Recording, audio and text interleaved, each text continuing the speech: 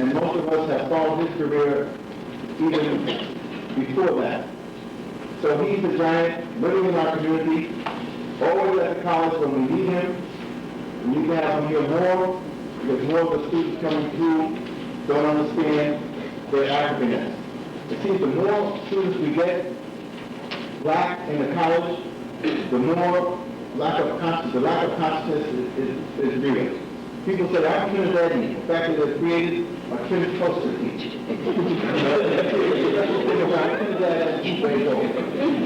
I'm Haitian, and I'm Jamaican. So much so that the Jamaican students have taken over the Caribbean Students Association, so the Haitian students and other students don't feel comfortable with the Caribbean students. So it's insanity.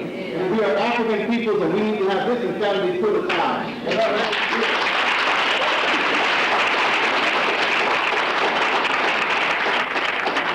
Who has let us know that we're African people and has hammered it into our head and told us about our greatness is Dr. Yosef. Please welcome our brother here.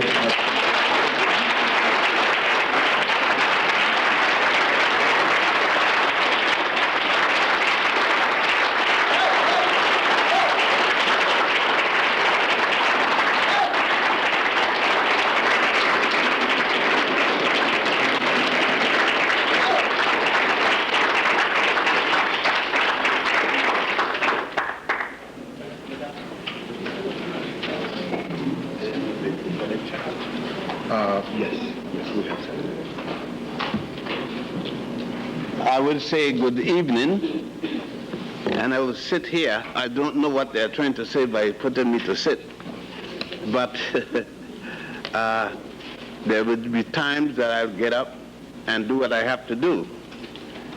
I asked Dr. Jeffries to give me a hand when it's time to stop so that we could have a question-answer period.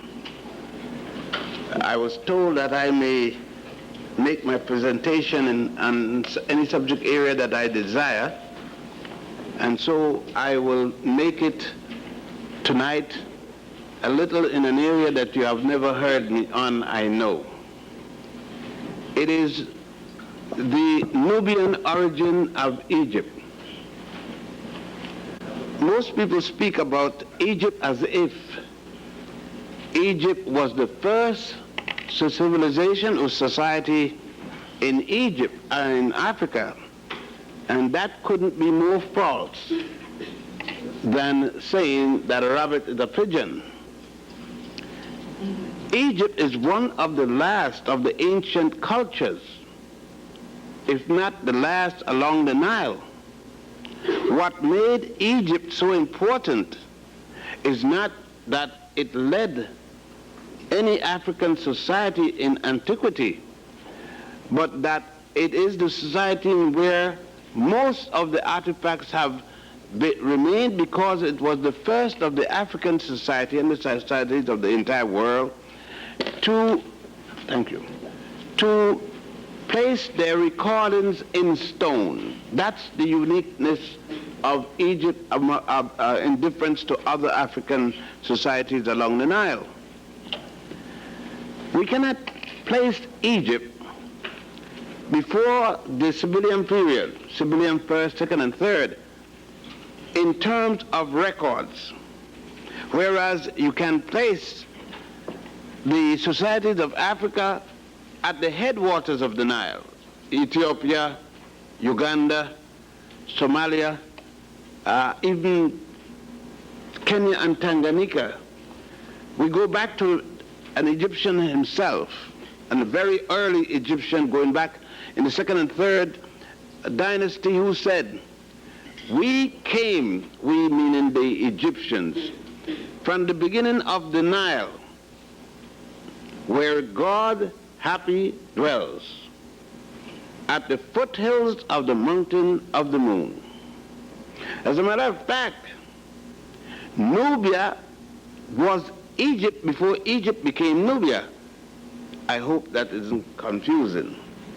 It wasn't meant to be confusing, though it is. What I'm saying to you before, the term Egypt, in whatever language or words you want to describe it, if you're going to use Kemet you're going to use Tamari or Sais or Pearl of the Nile, either word you use, it does not come before Ta-Nehisi. Ta-Nehisi, as a Nubian state, predated that of Egypt. Ta-Nehisi was pre-dynastic. Why don't we have Ta-Nehisi then, or Nubia, highlighted in this school or any other school, or by most African Africanists, and of course, other people dealing with Africa, is because of what the Greeks did, and we still cannot get away from our Greek navel string. Let us go back to antiquity, to history. The point of the emphasis of Egypt is dynastic. The point of the emphasis of dating Egypt's antiquity is based upon artifacts from the time of the Greeks until the present time, although the Greeks were not anywhere in society before 1000 BC. What our education have given us in these institutions, including the so-called black institutions, is a Greco-Romano and other European type of African background. And it is that I wish to deal with this evening.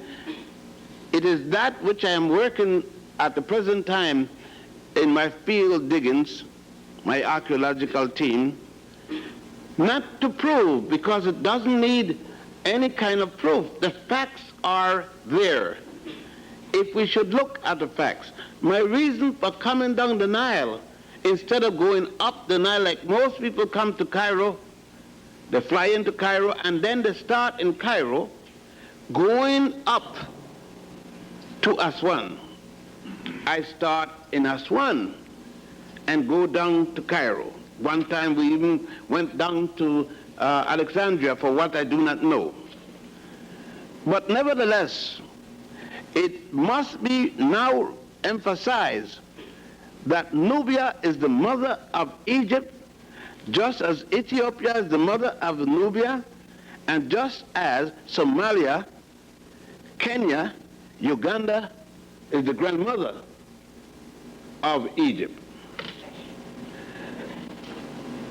If we are to look, no society in human history starts at the end of a river and work up against the current of that river.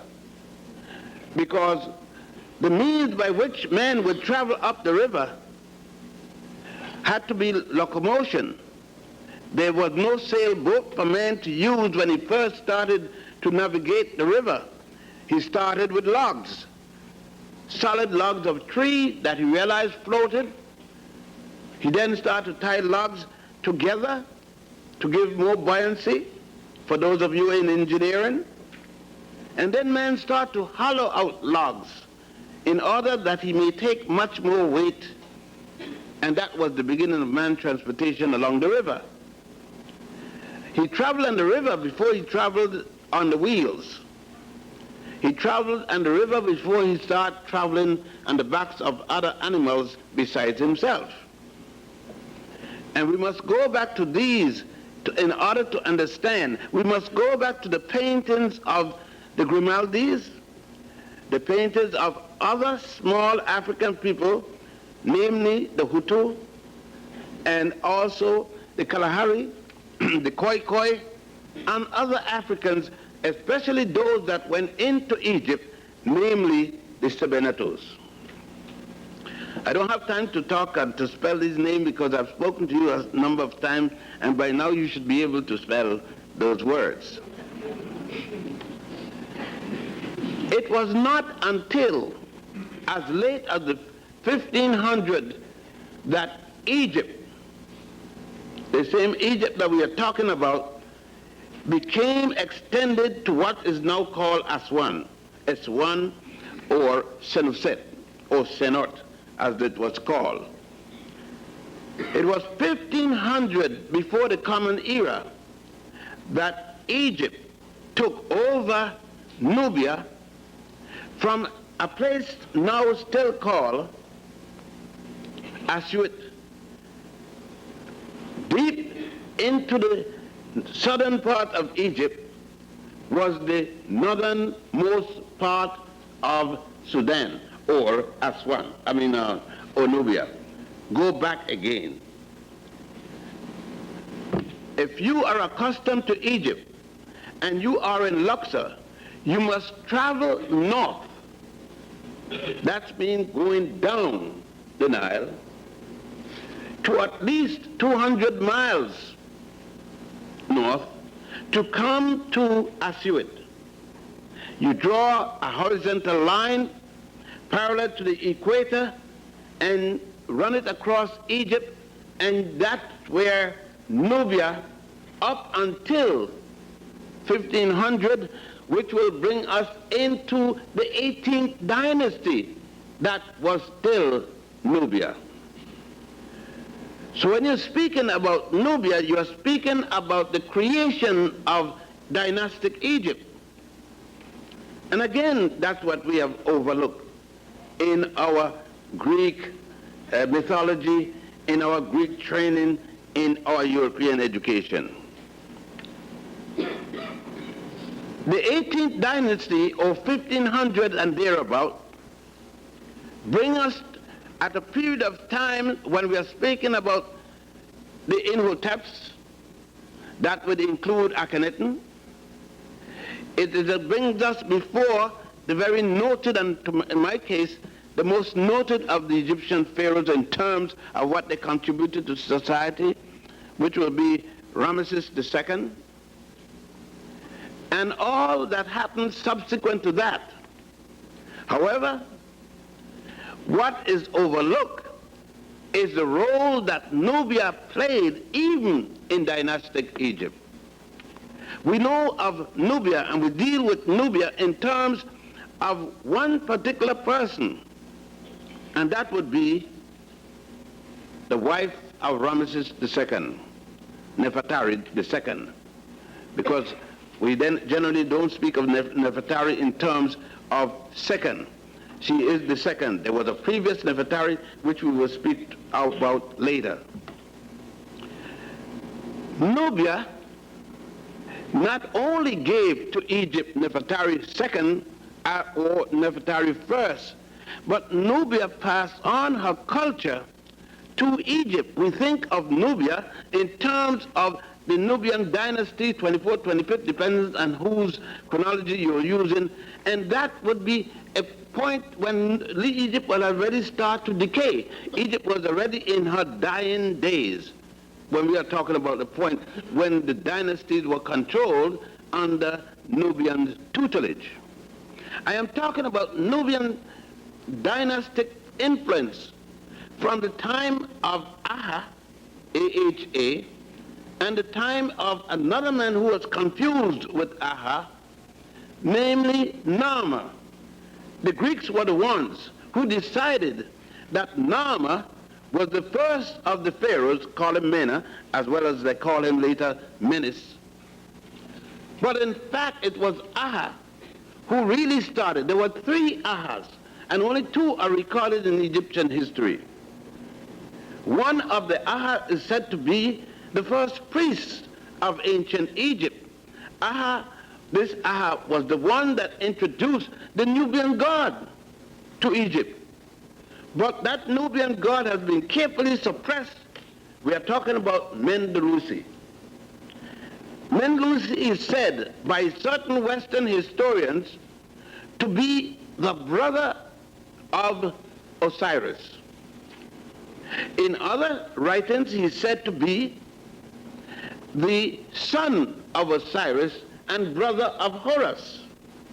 But in Nubian mythology, if you want to call it that, in Nubian religiosity, Mendelusi is the equal brother of Osiris and the senior brother of Osiris. Why isn't Mendelusi mentioned? When we go to the temple of what is called Kalabsha, That's a German terminology, Kalapsha. That temple was Kolo-Boyo. Kolo-Boyo Temple. K-O-L-O, one word, B-O-Y-O, Kolo-Boyo Temple. You will notice that when you go to that temple, there are stones belonging to the previous temple that was there. There are animals of ancient Africa and the Nile in particular shown on those stones that you find nowhere else. And then you recognize that there was a temple there hundreds of years, thousands of years that predated the temple that was built much later, equally by Nubian people. Stop and consider who worked the quarries of Nubia. There is not another place in all of Egypt where one can find marble other than Aswan. No place else. And no one can show that any marble was brought from a foreign state, whether a foreign state in Africa or a foreign state in Asia. We do not need to speak about Europe because Europe is not in history yet. Then why is it that African scholars have failed to deal with Nubia? The answer is obvious. Because we have failed to deal with our color. And we're still scared to deal with our color. I'll give you an example of this. African scholars, and I use the term with quotation marks, African scholars come to Harlem and they say, Dr. Ben is this, Dr. Ben is that, he introduces us to this, he introduces us to that. Look at their writings. See if you see Dr. Ben's name even mentioned in a negative way. They come after come, and they go after go, and they tell you how great Dr. Ben is. And Dr. Ben is still laughing inside. I won't laugh in the face because it's rude, I said. But then you take up the latest work and see if in the latest work, I'm not talking about 10 years ago, 20 years ago, in the latest work, they quote everybody that Dr. Ben introduced, even the white ones. The present star in academia that they quote, Bonnell, was a fellow that came and sneak in my classes at Cornell up to the last day when Cornell getting rid of me. They came to find the last piece of information. Today, Bonnell is a superstar, yet he quotes me all over the place. I am known to be blunt. Take up the last book of, Africa Revisited, or somebody revisited, and see if you see any of those scholars, any one of them, quoting Yosef ben Jochannan. You name it, and he or she or he and she found it necessary to quote James, who I introduced, and others, but never ben Jochannan. Why? Because ben Jochannan dare equally to say, among other things, that the civilization of Egypt is a black civilization, and say it without a benefit of doubt, and deal with the rape of Africa in terms of the Greeks of yesterday, the Greeks of today, and all other Europeans combined. And why do I say this? And why can't they say this? Because all of them, I can't say bar none, refuse to do the most essential thing. Get out of the library, get out of the museum, and go to the field. Take off your three-piece suit and the tie. You can use it. I use three-piece suit. This is my camouflage garment, my gig, as the brother said. But you have to go to the field to deal with that original work yourself. If you want to be a mother, you can't be a physician dealing with mothers. You got to be a mother. Get pregnant, then you know what it is. You could be a faggot, that don't make you no mother. You could sympathize, but you will never know what it is to be a mother. You will never know what Egypt is unless you go and do that original spade work. How could I tell that Nubia is the mother of Egypt? Before I started my latest digging a year and a half ago, every time I dug a spade, and it's not me alone, there's 6 other brothers, 6 Nubian brothers with me, but every time we bring up a shovel, I am not looking for the major find, I am looking for the tiniest bit of relic to put me back with the ancient brothers and sisters. But it's not only that. I go back to the ancient people, the ancient modern people, if you want to call them that, those Egyptians, those Nubians who cannot even speak today Arab. You'll be surprised to know that that there are thousands of Nubians who do not speak Arabic in Egypt.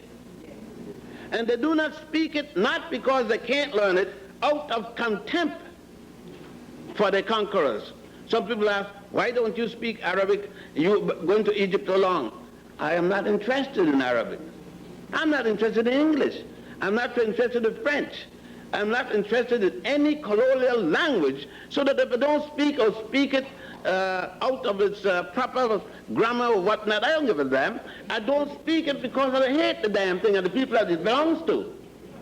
That's why I don't identify myself as English, French, Dutch, or anything like that. Now, in going back, then, these are the basics in which to understand the material that one uses, one must have the frame of mind. One must place oneself in that of the actor, so to speak. One must become Ramesses to understand Ramesses. And one must become Nefertari to understand her. Let us go and see one of the points in which I knew that Egypt was the child of Nubia. The most essential sacred drama in all of Egypt was the Opet Festival, the O-P-E-T festival. And the Opet Festival came out of another festival, the festival of the love, the romantic prowess of the mother queen of all of Egypt. And I'm speaking about the goddess. Not the goddess that you know commonly and most shown over the heads of the pharaohs when they die, and yet she goes back way time. I am speaking about the goddess, the woman who was involved with the first trinity of the entire world community and the Nile Valley in particular. I am talking about Khonsu's mother. Khonsu is called various names, and I'm using the name that you're most familiar with. I am talking about goddess Mut, not goddess Nut. They're 2 different ones, M-U-T and N-U-T. Why is it that all the writings there's an emphasis on goddess Nut, but no emphasis on goddess Mut? Because it's clearly stated that goddess Mut is a southern goddess. Southern means Upper Nile. We must look back and say, was goddess Nut worshipped south of Egypt? Not at all. The ancient Nubians and Ethiopians, on the other hand, worship goddess Mut. Anywhere you go, to the beginning of the Nile, there are folklore about goddess Mut in Uganda up to today. As a matter of fact, there is folklore about goddess Mut in Nigeria today, coming to Nigeria by way of the Yoruba religion. There is mention of goddess Mut in all the way in Haiti, in Dambalawedo. Dambalawedo is a transition of the religion that comes to the Yoruba ceremonies. There is mention of goddess Mut in Maniquismo, in Cuba, and even in Puerto Rico, where we are talking about Santerismo, there's a mention of goddess Mut. So what has happened is that all over the continent there are influences about goddess Mut. And we cannot avoid it. We see the symbol of goddess Mut as far south as what was called Munomotapa, before the Europeans tell us we shouldn't call our own country Munomotapa. It is a bad word. And then we turn from that and call it now Namibia and the other name, Azania. I still say Munomotapa. Now, what we have to do in this case, and I know this lecture may sound rather strange to a lot of you, but I passed a certain stage now. It's introduced, take it, go with it. Now there's other stages you've got to deal with. In other words, we're past first grade, second grade, we now past kindergarten, we're now in junior high school, we passed college, you got the doctorate, now let's go to the postdoctoral lessons. See, let us go to the one that you can't get in the classroom at all. You must come to the field to deal with this. Let us go to the one where we're talking about upon which the foundation, the spirituality of ancient Egypt rests. We are talking now about the mystery system, and we have taken up Professor James's work, beautiful work at that. I wish Richard Moore was alive and a few other people for us to deal with it. I wish Professor Seifert was around for us to really deal with how those thoughts were placed into order in the various works of Professor James before he wrote Stolen Legacy. The 8 papers which Professor James published that led up to Stolen Legacy. What it is that brought about the ancient Egyptian philosophy of God, the concept of God? What is it that brought the ancient Egyptian concept of theology to explain the theosophy? Was it an experience from a supernatural being coming from outer space, as most of us tend to believe it, a hocus pocus? Was it some god that fly over some part of Egypt and said, come here, and got up on top some hill and passed down a tablet or something? Was it any of that? No, none whatsoever. It was science. The ancient African used science as the foundation for religion. And I guess I should remove the word religion from that. As found in the documents, the ancient Africans in their writings dealt with the first concept of God. The first concept, the universe and all there is in it. All explanation of the totality. This is the reason we start to talk about the universe in terms of a circle. But the ancient African placed at the center that thing upon which the universe, that became this circle, the universe, was that which contains everything. And the ancient Africans said that within this circle, there are 4 quadrants. They didn't use the word quadrant, that's the English word, of course. But in the center of these 4 quadrants in this circle, there is a centroid axis. And the ancient Africans projected this. And from that projection, and if you carry that to its extent, you will come back again.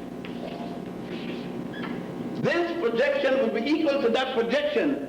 But if you take this let's take this, or take this, and we have this. Let's move this up, and we have that. Let's separate them as one pyramid and another pyramid.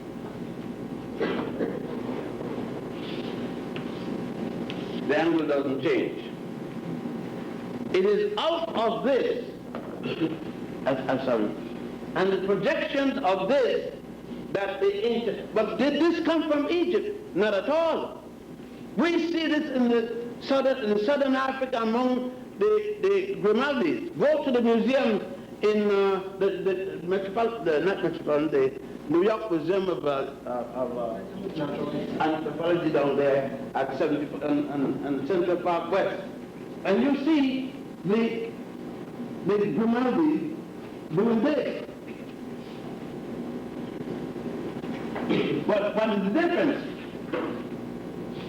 You still have the point of it. This intersecting point, that intersection point, that intersection is still going to give you, the four quadrant is still going to give you the pyramidal sign.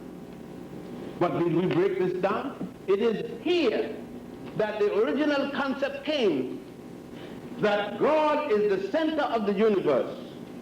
And God, as the ancient called, was Ra. R-A. Why R-A? Translate R-A into English. R will be, or R is equal to the radius. God sees and commands all that God sees. And that's what the Greeks would call it the mysteries. But the ancient Africans equally went further and said what? A, B, and C.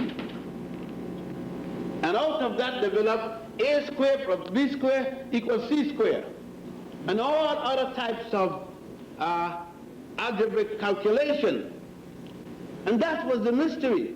When the Greeks came to Egypt, as a matter of fact, before they even came, when they were on the island of Summer, when they were learning from the ancient Africans in lodges established by the ancient Africans, they could not understand this to be logical thing. If you drop a plumb back from here, we saw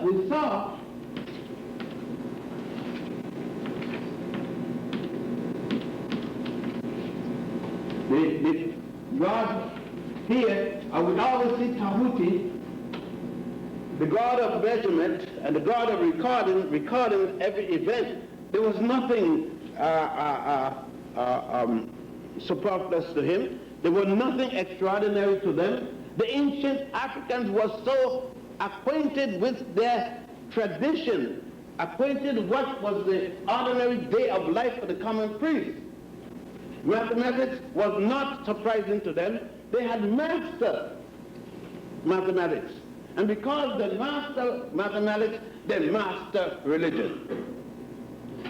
They master the concept of the human feelings against. Thus, the ancient African, when they did this, they equally introduced something which the Europeans cannot conceive up to now. They show you the feather of truth, justice.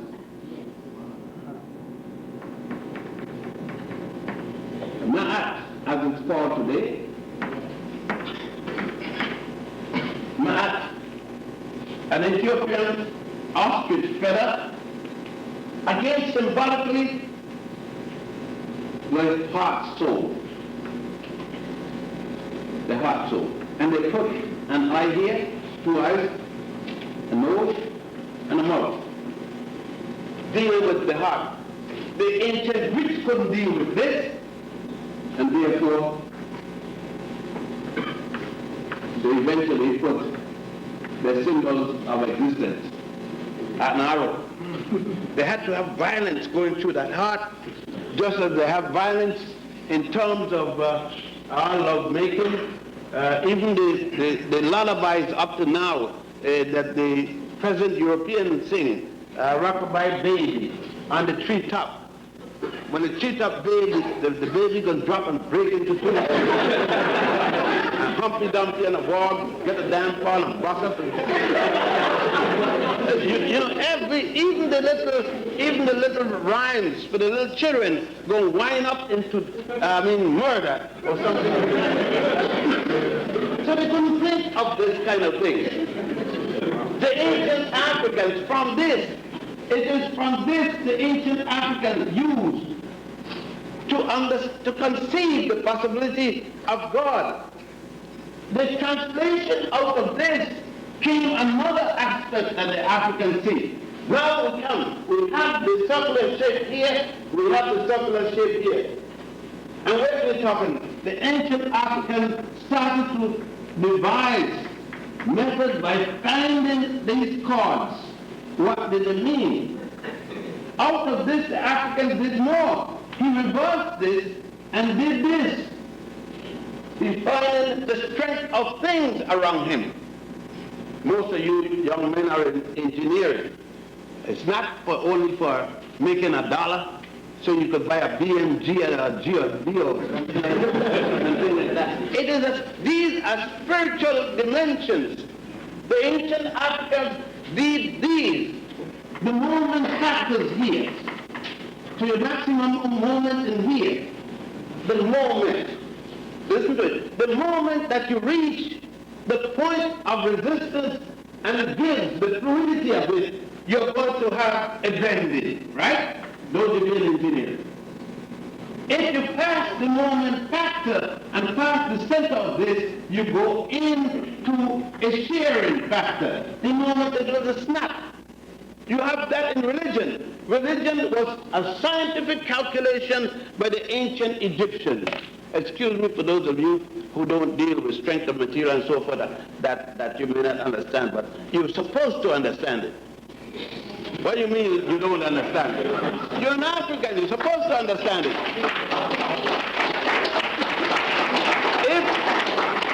If we were taught as Africans, as our ancestors were teaching in the school, every one of you would have understood it because you would have been taught this.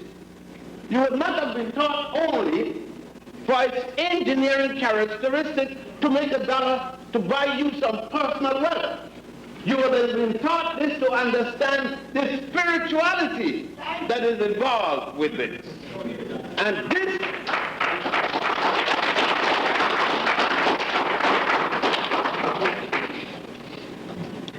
this is the aspect that we have forgotten. We have forgotten this because the ancient Africans using the same thing said that represented the law of opposites. Huh? Law of opposites. But this is that, but this is that, but this is that, but this is everything you go. Anytime you move from the center point, there is an opposite. You can carry that center point any place, there is an opposite. Anywhere you move it, it is something you said that you translated and say, in order to come, you cannot come out of this force field, right? If you move from here, from the center to there, in order to stay within the force field, this, although the distance from here to here is greater than the distance from here to here, the force here must be equal to the force there in order to stay in equilibrium.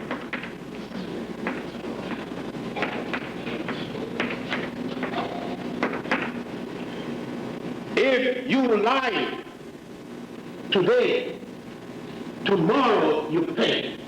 Tomorrow is not necessary you lie on the 6th of December and you will pay on the 7th. You will pay on the 19th, 10,000 years later. The Europeans trying to adopt this concept could not deal with it in its Africanicity, thus deal with it that your children will suffer unto the 7th generation for wrongdoings of yourself.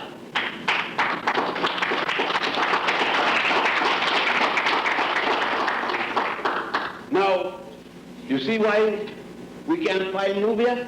We can't see Nubia because where did this start? We've got this.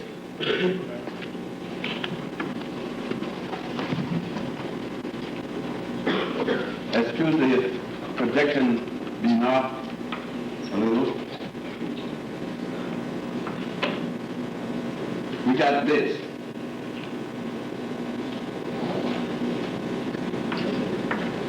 So we got where Africa and Asia meets. But we also have this.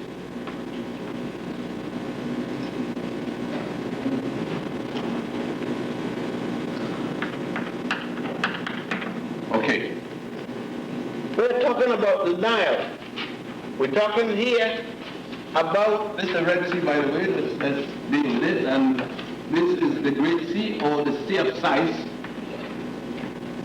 and this is the Ethiopian Ocean.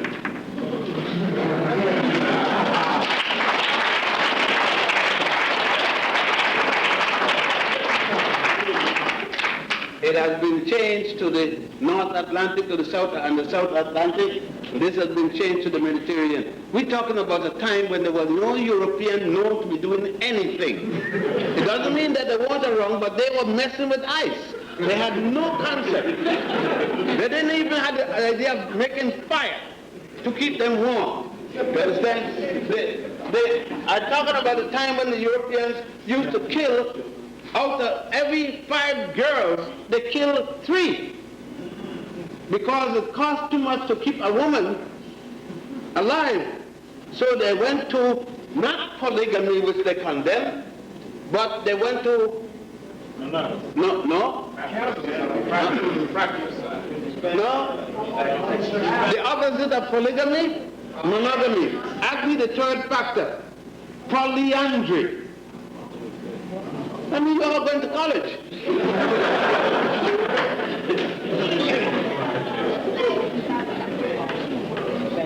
Polyandry, where one woman have 5 or 2 or more husbands.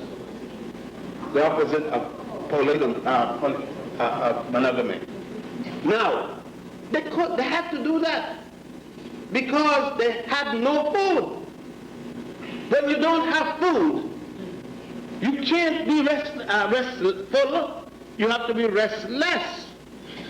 You got to be always thinking and getting up, getting as little sleep as possible to get out there to catch the next fish coming up in the hole, when you dig the little hole.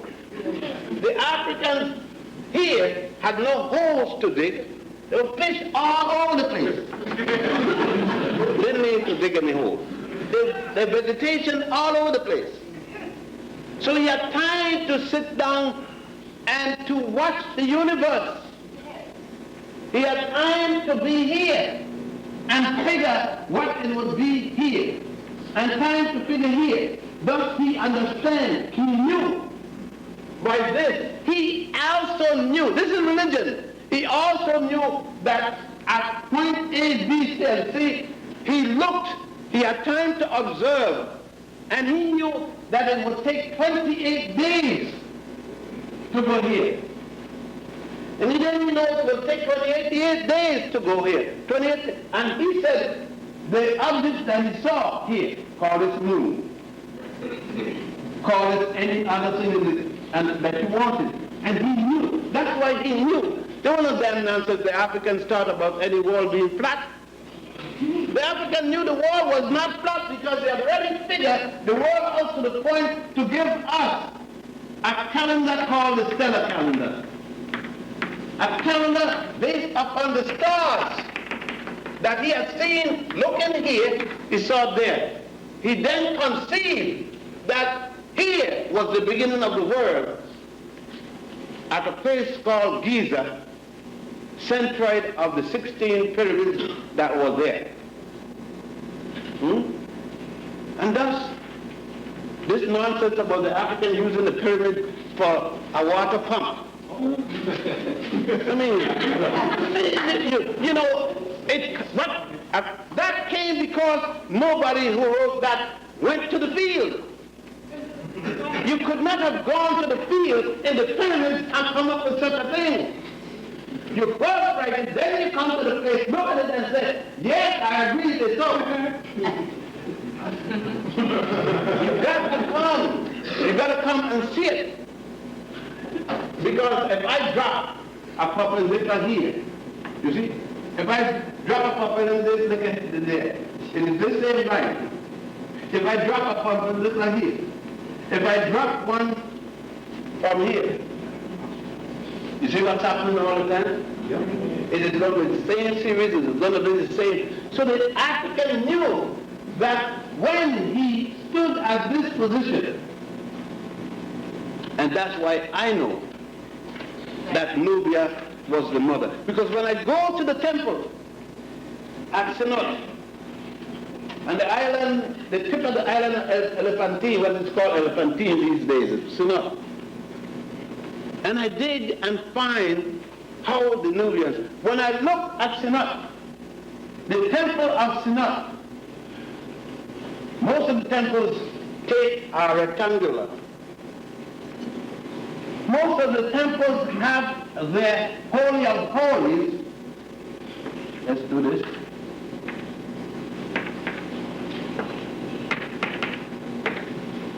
Most of the temples have their Holy of Holies here. The temple of Sinat, the Holy of Holies, face here. Face south. From where the source came. Let's take the Nile. This is north, this is south, this is east, and this is west. Huh? Why then, why did they put their temple face south? Let us go to another major temple. Let us go to the temple of, at the great northern temple, which is now called Karnak, which was called Warit.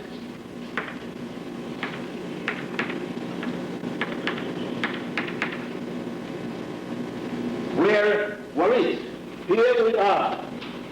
Here is the symbolic, I'm going to put Cairo here, but it doesn't belong here. Cairo doesn't come until the 12th century of the Common Era, when the Arab, Saladin, the Arab established a little city called Fustat, F-U-S-T-A-T, which is today called Cairo. As a matter of fact, there's an old part still called Fustat by anybody who knows the history. But let's take Fustat over here, or Cairo. And I only use it for references, not an ancient city. Well, we put Fustat there. So therefore we know this is at the west side. It is here, over here, that the pyramid field is, and the west bank. Whether it is the Giza pyramid field, Asubir, Absor, any of the pyramid fields, Saqqara, any of them, they're over there. Let us take now the great temple of, here is the Nile, here is the east, the east side of the Nile. The west side of the Nile is the burial grounds. We are talking now about the Valley of the Kings, etc. Over here, a little way in from the Nile, the Luxor temple is closer to the Nile, but the Luxor temple, which is the Waset temple, later called Thebes, presently called Luxor. This temple that we're talking about runs in the direction of the Nile? No. It runs this way. The temple of Waset, Karnak or Warit. And the temple this temple has right here, its Holy of Holy and its altar to the west, contrary to the later temples. Why? The temple in the great temple of Ramses II is here, looking this way. But the temple of Ramesses II, looking this way, the Holy of Holies is here, looking to the north. As we enter the gate to this temple, within the temple now, we're talking of temples, for those of you who have been there, temples within a temple. The temple of Amun, the husband of Mut. We're going again. Amun, Lord Amun, the wife is Mut.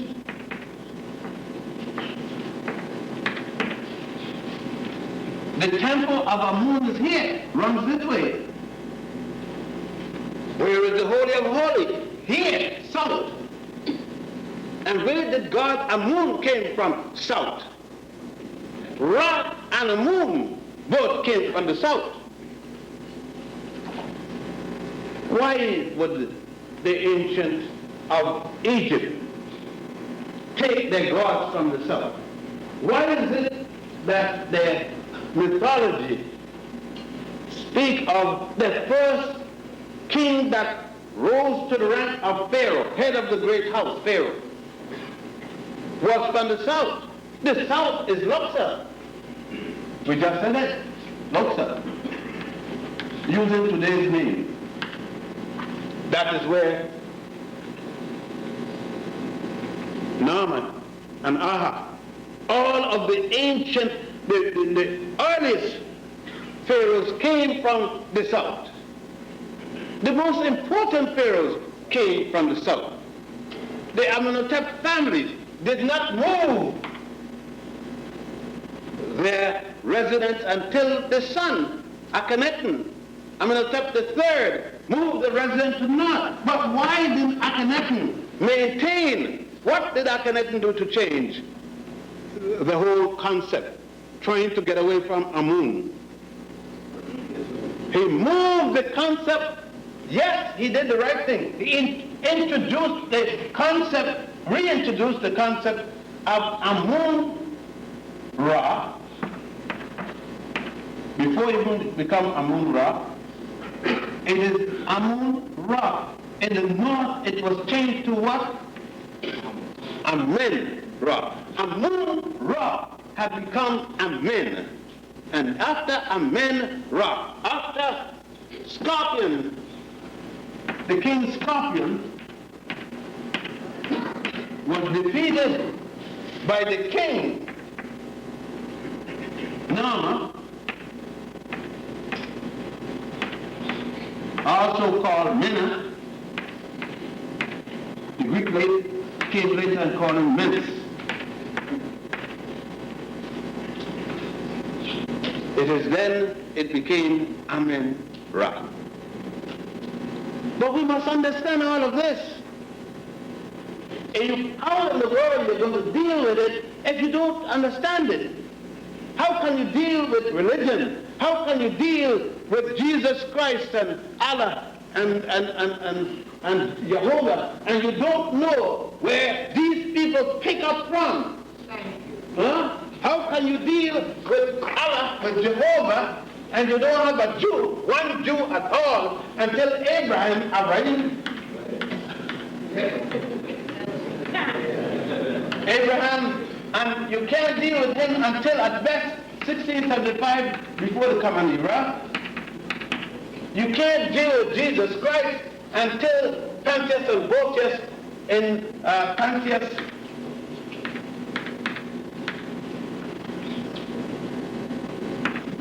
and Botius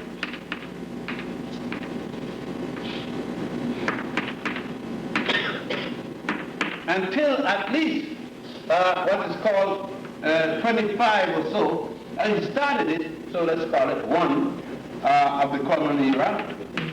And you can't deal with Allah until you got Muhammad.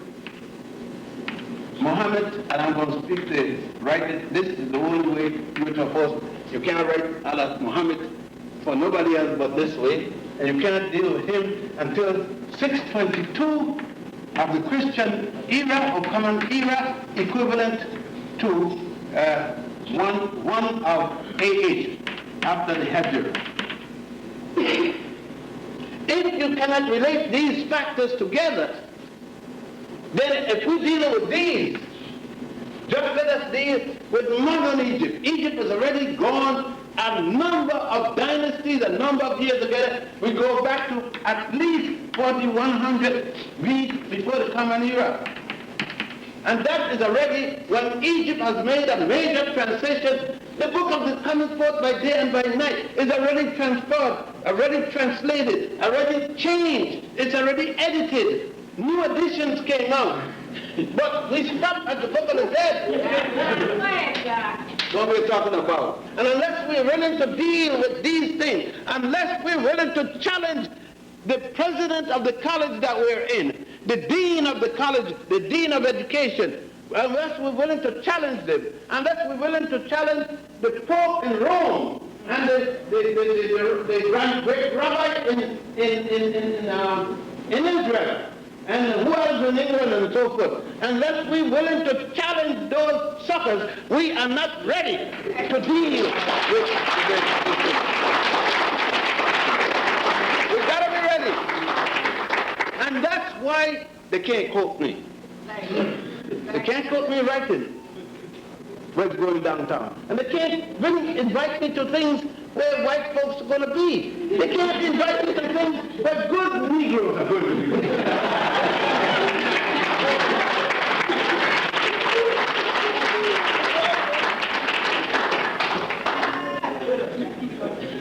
Now you got to be waiting because you know I can't finish the lecture without getting to this.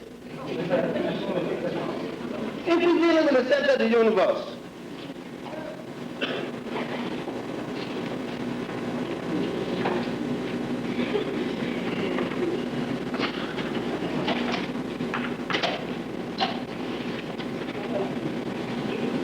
here is the navel.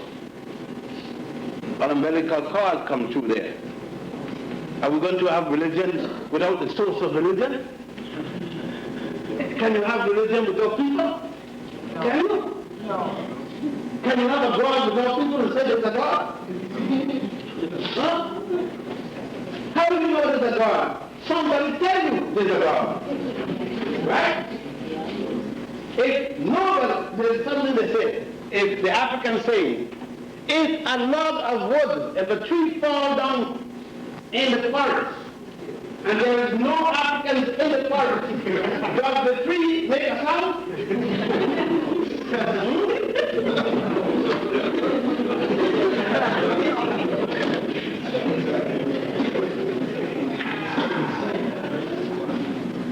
Even if they make it, you don't know nobody here. So you need me and you to say what happened. You need me to say there's God. You need me to establish God. God hasn't established herself yet.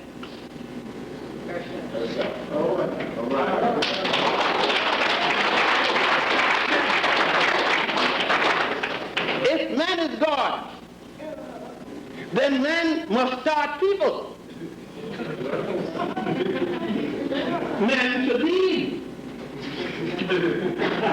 Right? Show me one static man that can be ready. I like to see that another reason why they can't conversation with me, because they don't know what I'm going to say. But the point is this. Why should I come up here speaking all kind of Greek words and things like that that I can hell I go to the dictionary to understand it before I come to here? But you know what I'm talking about, right? See, why should I go in the bar and start saying, fellows, this is imperative. But if and then a bunch of you start talking and I'm trying to explain. But if I go in the bar and say, shut up, motherfuckers, everybody's going to listen. Because the next thing is you might 38. Now to come in you and tell you, would you please quiet? Yes, Because you have a condition and know that you control. All I got to say is shut up. Quiet. And you start. Your master teach you that. Now, your master equally taught you about Adam and Eve. But Adam and Eve don't fit in this equation. Eve and Adam fit in this equation. All right? Because no way. You see what they said? Goddess, Mut. They wrote it down. Goddess, Mut, and God, Amun. Right? Because everything you see, when you go to this, again I remind you, go to the Harlem Hospital, to the labor room, see how many men lying down. There are a lot of men lying down, they're shot and they pass out in the labor room. But the only thing you see in there giving birth is Sister African. She is giving birth. The brother in the same position, flat on the back, but he passed out. He ain't giving a damn thing. They're going to have to give him smelling salt. But the African did not look at birth. We're talking about his religiosity. We're talking about his spirituality. Thank you. Huh? The brother goes and took this, and he created a goddess to explain to another brother. He took a brother called Min, shown with one hand alone, always up, one hand. Took the brother, and he put, this is the brother name. He puts the brother penis here. Huh? Look, Min's penis here, a good long one. No way you can go and see Min and mistake Min. Let us cut the brother. Let's cut the brother down center. Take a AA. Let's take a view of AA. AA to the brother. Let's cut the section to the brother AA. Okay. So we got projection of this section. We got the brother.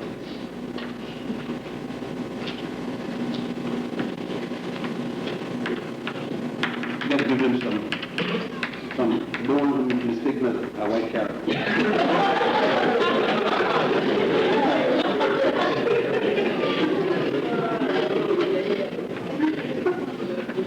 Okay. We got the brothers, we got his back section here. We stop here with his back wall, right? And we come around here because we know this is the soft tissue and whatnot. And we got his stomach here, and then we bring his chest down here. Okay? Now, we know we got the nature of the brother here. We know the normal gonads are here. You call it the balls. I don't want you guys to misunderstand. And the penis is normal here. But the African brother and his sister, because they were the priests and priestesses, in explaining life to us from a philosophical point, move the penis from here and put it here that we could see the penis here. An extension of the umbilical cord. But what is the umbilical cord? It is an extension of life. It is here that the baby is connected in the womb. Even when the baby comes down here, here's the pelvic here, and it comes out the labia minoria and the labia majora. And that's a bit that they talk about, labia minora and labia majora. It comes out the lips of the vagina. Down the fallopian tube, out the lips of the vagina, talk so we can understand. Brother Jeff, am I going right? The language of the people? And we come down here. This is our thing. If we were teaching each other the way we could understand, we wouldn't have so many brothers and crap. If the brother understood how the construction of his mama, the construction of himself, and what it was all about. The brother wasn't there, but the brother is lost. He don't even know his brother. The sister is lost. She got a baby, and she can't tell you about how that baby got in there. She couldn't trace the course of the sperm coming out of this penis going into the vagina. She couldn't trace it. No, she don't know what's getting to the heart of the baby. How the hell she gonna know to take care of the baby? She don't know how the baby got there because she doesn't understand that this has a relationship to her sexual intercourse. To her, sexual intercourse is making love.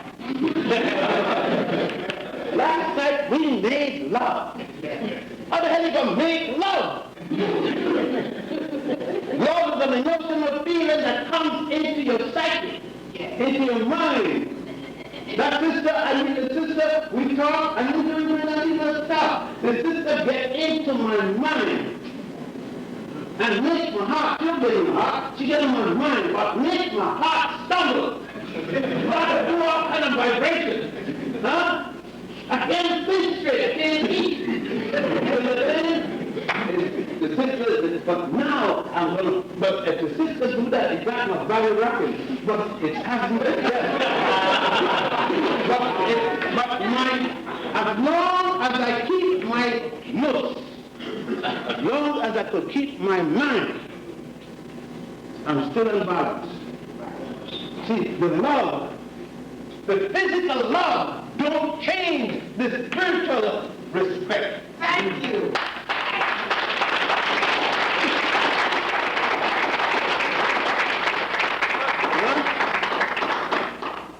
So I can't make love. I go up to the sister, I take her to dinner one night, I want to school the next minute. But baby, I took you, I bought that big one, it's $20. I want $20 worth of love.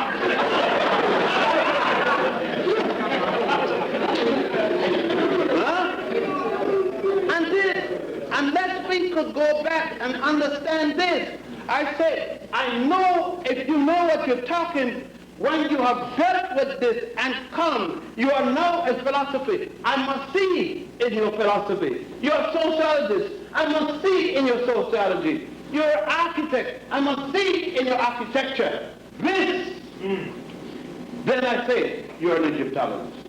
You must understand it. You must come home and go and check why men they move this penis to its umbilical cord, because they are reminding men that is a compliment. It's the opposite of the seed of umbilical cord. The person who carries it, and that's the mother. The Europeans can't deal with the woman being the mother. So he's trying to find a way. He has created a plastic vagina. He's removed now. He's trying to make a way in which fertility could happen. He is not satisfied with the creation of nature. And so this bothers it. It bothers him to the point that if you turn your dial and you want to see a man selling ice, there's a naked woman. Huh? If a man selling a tractor, there's a naked woman. Black sisters even could sing. They got top singers, don't need to be exploited, because she in the video, naked, doing the funky dance and the rhyme, and she could sing, she don't need it, but she has to be exploited because she too is caught up with the European value of making love. You can't make love. You can have sex, sexual intercourse, and you can have sex without physical contact. I'm not going to tell you that. Just keep on that. But I could have a sexual affair mentally with you. Like most Christian women go to church and get a man. Go there with Jesus all the time.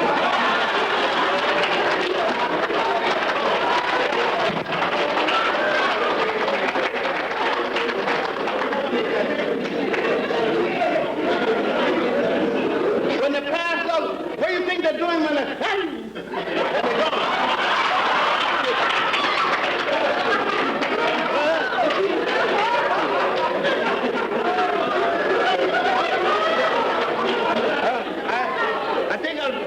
down home now for the question and answer period. This is what I'm talking about.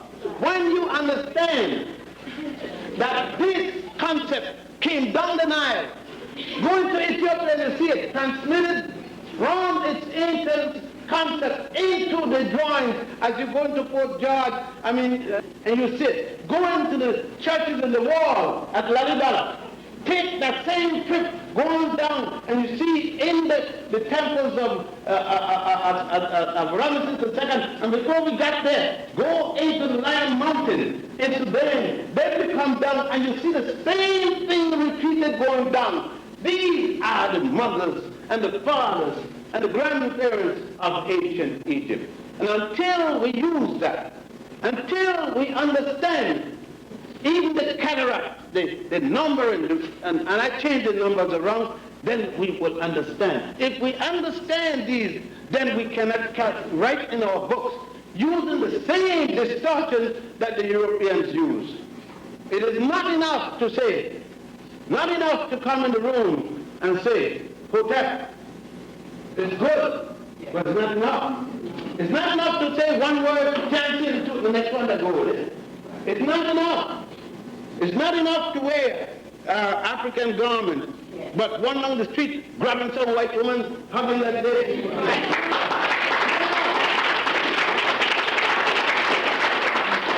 You have to make a total transition.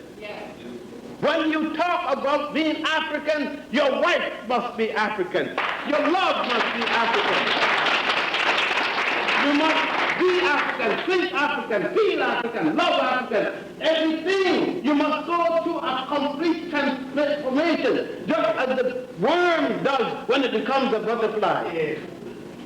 The worm changed to a butterfly, but its gene still, just comfort is still a part of a butterfly. So when you see a butterfly, you see the worm. When you see me, you see my mother and father, and their mothers and fathers to the nth degree. And it cannot change.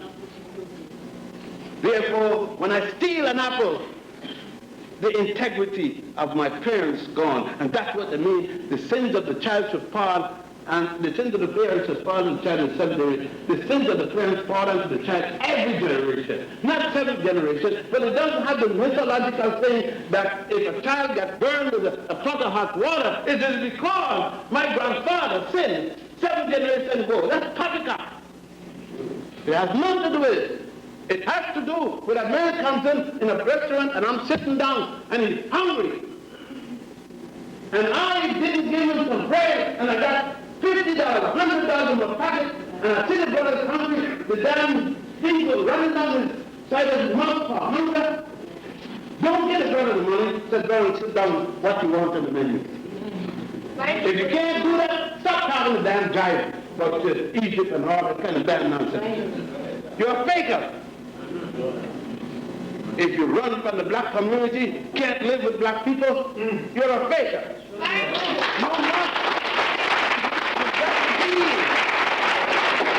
You got to deal with us. You got to deal with us. And we have to deal with ourselves. And that's what I mean. We've got to go back up the Nile, then come down. And understand Egypt for what she is. She's a beauty. She's my child, she's my mother. She's my woman, she's my sister. But she didn't come first. Let's go back to the beginning of the Nile. Let's go back to those waterways, those lakes, and go back around there. And look at those small people. Look at us when they give us the ink, when they give us other symbols to make what was Egypt. So let us go back to Egypt. When we say those black brothers and black sisters, and they don't come blacker. Just remember, the blacker the meat, the sweeter the drink.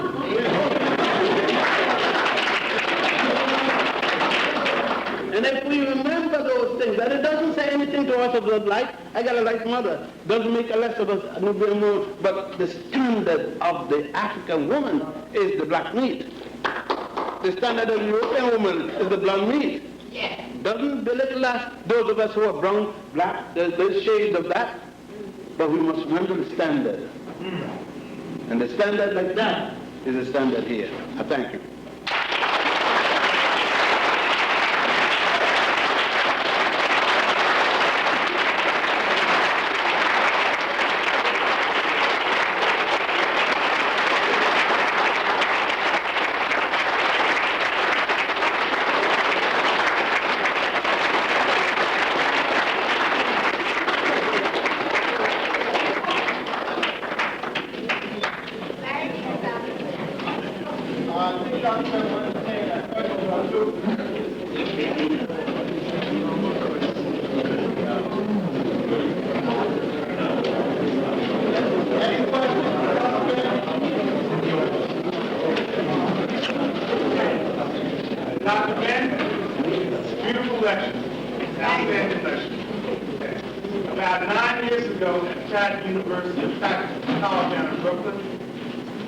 Similar talk. You talked, used the metaphor about stress.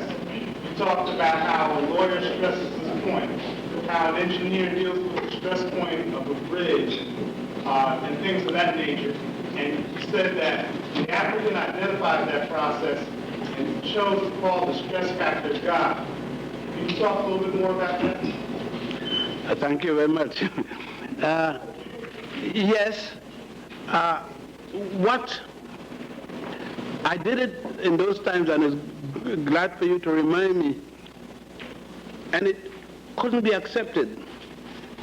Brothers and sisters, after the lecture came and started to berate me about dealing God in terms of engineering, without understanding that when we talk about God, we're talking about an entirety. There is nothing that doesn't come under the aegis of the term God.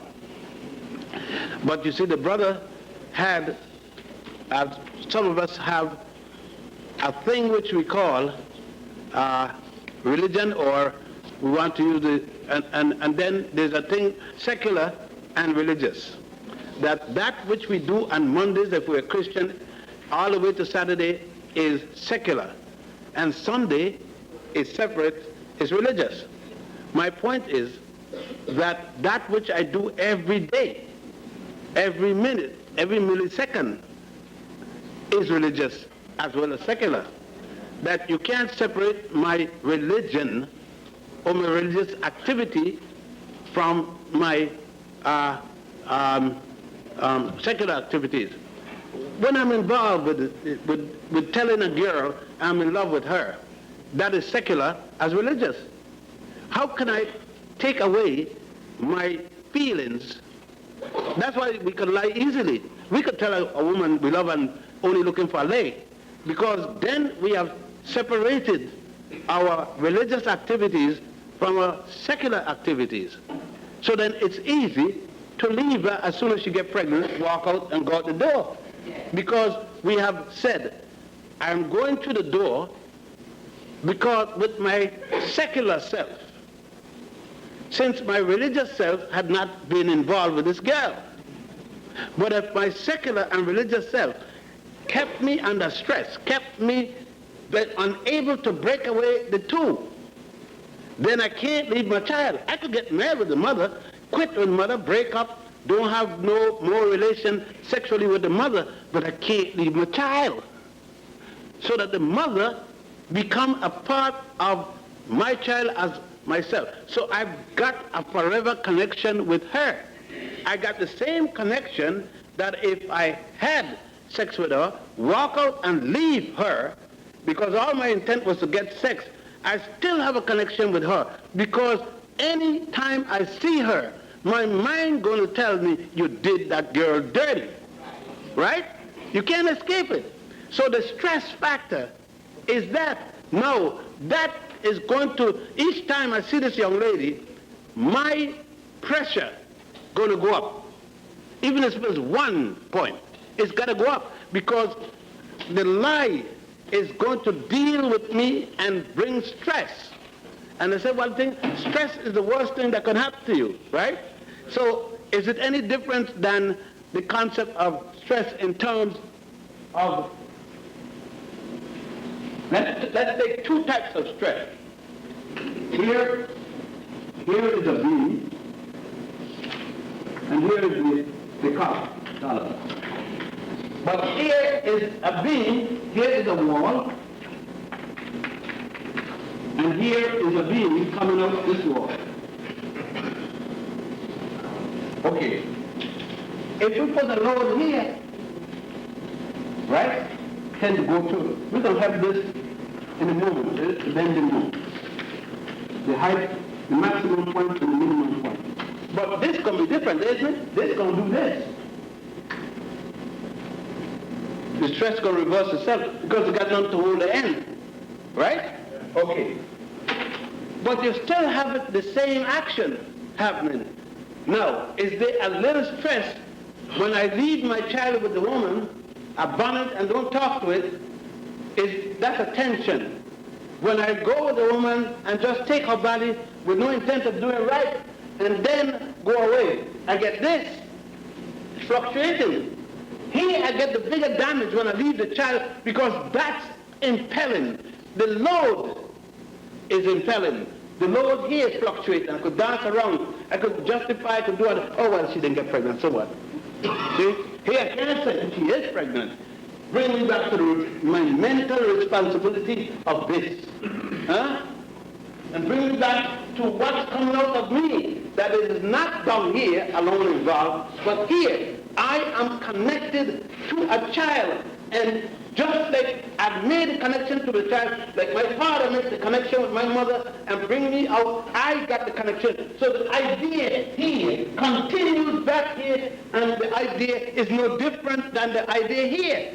If this is placed in stress, it will break when it meets its ultimate limit, its elasticity. This will break equally. It tends to shear. It will tend to shear here quicker, but if it doesn't shear here and the load is here, it bends less, but it reverses the stress. But eventually, it's going to break or shear. So does it matter if it's shear, break here, or it's break here? It's broken. And that's the difference. That's what we are saying, is that the mathematics is no different than a human theosophical feelings.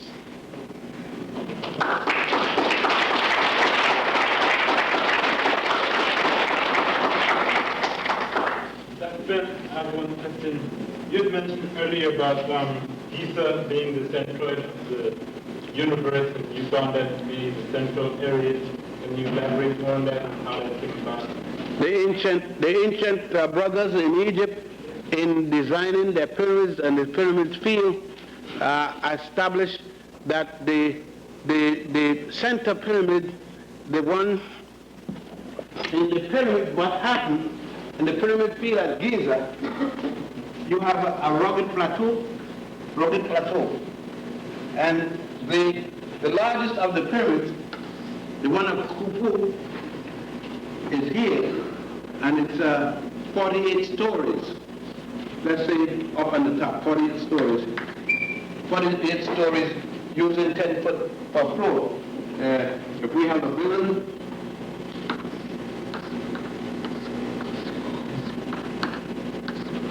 this is floor 1, floor 2, floor 3. 10 foot from one floor to the other. Using that, the pyramid is 48 of these, or 480 feet, or 48 stories. This would be the one of Khufu, whom the Greeks call Cheops.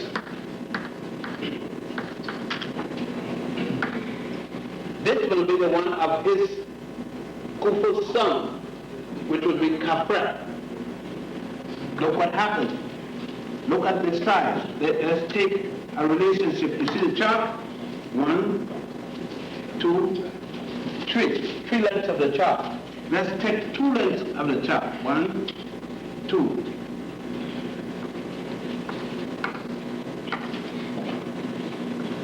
This is higher than this, but it's not bigger than this.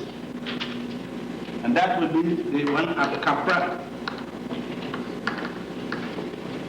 which the Greeks call Shepherd. Chephren. And this is the one of Sephar's son, Menkarak,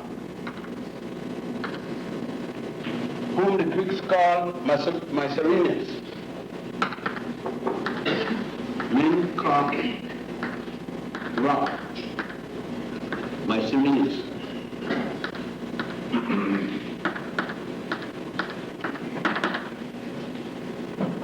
Now, this is the Taurus. What we call the land is highest here. The smaller pyramid look taller, but in fact it's smaller. Okay. But these are only 3 of the major pyramids that's left. There were 16 pyramids here. 3 of the major ones and 3 of the small ones, the ones of the queens, for each of these pyramids still remain. But if you notice, the ancient brothers equally put something here. They put something else. We look at the front. Let's make a projection of it. Equally here, they put something else. Now, this is the head of a human being. This is the body of a lion. Here you walk to an altar. Back of the altar, you have a stela with the words of printed on it. This is equally him. It's centered on the center pyramid. And the brother said, this point is equal to this point. So that this is here. The pyramid for this pyramid is here. And that's what I said, this pyramid. It's the theory, and nobody has ever been able to take an instrument and disprove it.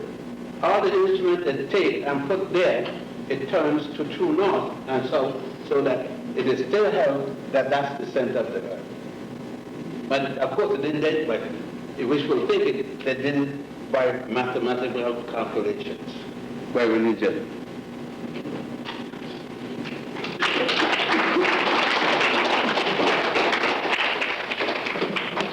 Okay, if we don't have any other questions, let's give the brother a round of applause to give him a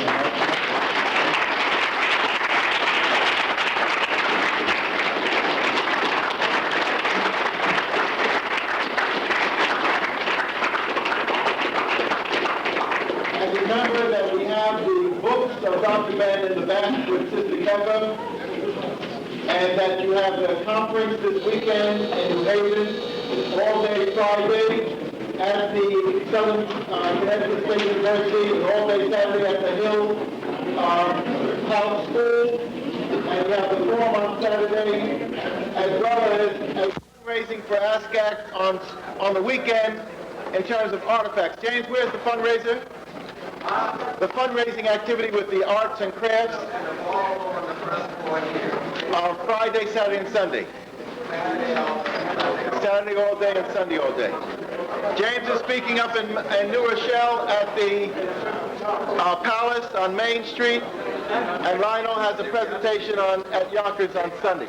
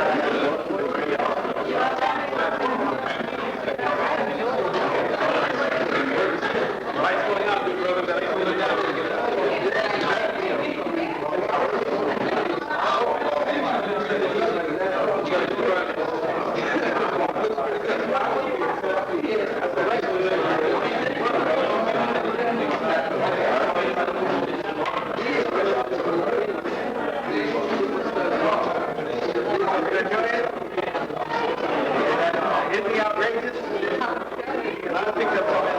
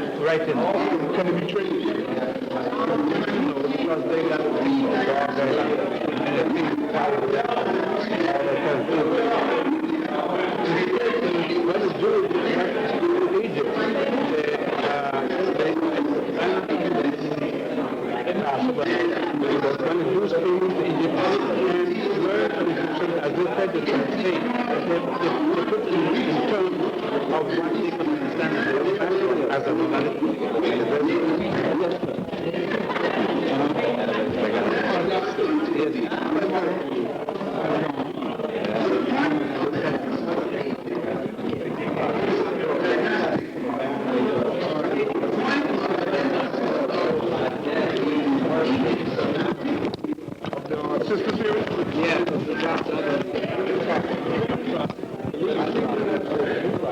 Dropped it twice.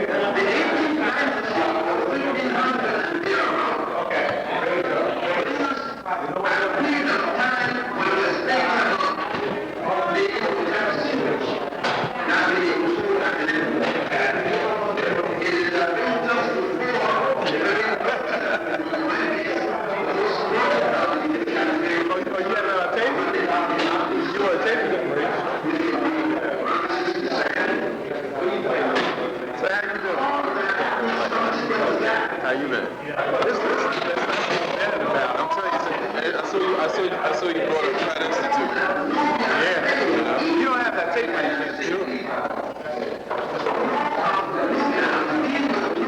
Not on video, though. No, you have it on audio? You do?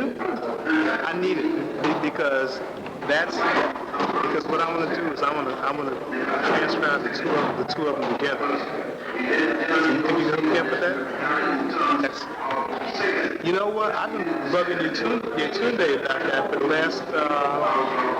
last 8 years. Yeah, you know, your friend. Right.